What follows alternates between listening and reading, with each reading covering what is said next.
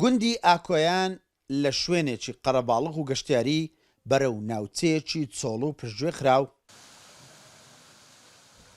ماوەی 3 ساڵە کەم ئاوی وای کردووە ئەو گوندە بە ڕێژەیەکی بەرچاو دانیشتوانەکەی کۆچ بکەن. تا ئێستاش ئیدارەی ناوچەکە پرۆژەیەکی خێرای نییە بۆ چارەسەرکردنی ئەو گرفتە. والله گوندی ئاکوان وەکو دۆڵاکۆ زۆر بێ ئاوە بەڕاستی لە ڕێ خزمەتگوزاری ئاوە زۆر کەمتر خەمن.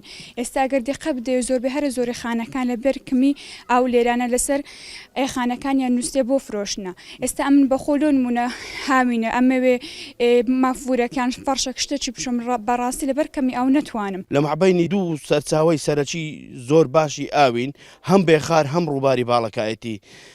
ئێمەش لێرە لە تێنوان ئەخنچین و خەڵکی ئێرە بەشی زۆری کۆچی کرد بەر و شوێنەکانی دیکە ڕۆیشتن و زۆربەی ڕزوباغەکان بەرە ویشکۆربوون ئەڕۆن و لەلایەن حکوومەتی هەرێمی کوردستان و ئەوانە هیچ ئێتیمامی پێ نادرێ. داواکارین بە زووتریتکان ئەومان لۆ گوندی تەرتیب بکرێن و دابین بکرێت چونکە ئەبینی چەندین خان لە بێ ئاویە یا چۆلیان کردێ یا باریان کردی یا مارەکانی خوان گواستیتەوە ڕۆیشتین لۆ شاری. بەڕاستی گوندیمە لە باتی ئاوادان بیتەوە خەریکە بەرەو چۆڵبوونەچی ئەو خانیانە ئێسانەکە کەس دینارێک بەو خانیانە نادا هەموو یەحنی چۆڵ بووە.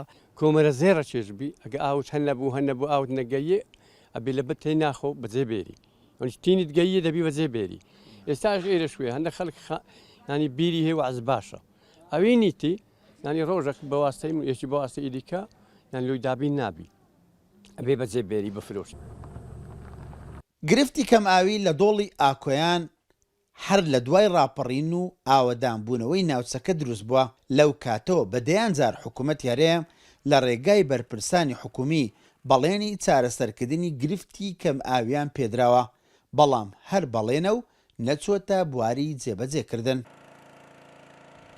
ئەنجومەنی وەزیران بەر لە ساڵێک ڕەزامەندیدا بەڵام ئەو گوژمەیە کە تەرخان کرابوو بەپێی قسەی لایەنی پەیوەنددار هیچ بەڵێندەرێک ئامادە نەبوو بەو گوژمەیە بگریت و ئێستا سەرقاڵی وردبینین بۆ ئەوەی ڕەزامەندی لەسەر گوژمەی تروەر بگیرێ بۆ ئەوەی بتوانرێ پرۆژەکە بەو شێوازەی کە لە دەرخستەکە هاتووە جێبەجێ بکرێ ئەوەش بەهۆی گۆڕانکاری لە نرخی دۆلار.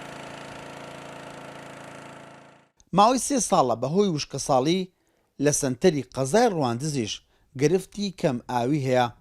ئەو پرۆژەی ئێستا هەیە لە توانای نییە بڕە ئاوی پێویست بۆ تەواوی گەڕەکەکانی قەزای ڕواندز دابین بکات. لە کاتێکدا هەر لە ڕواندز لە ناوچەی گەشتیاری بێخاڵ ئاو بۆ سۆران و چەند ناوچەیەکی تر بردراوە. ڕواندزیش گرفتی ئاوی هەیە و بۆی چارەسەر نەکراوە. ئیسماعیل عوسمان، کورسات نیوز، دۆڵی ئاکۆیانی قەزای ڕواندز.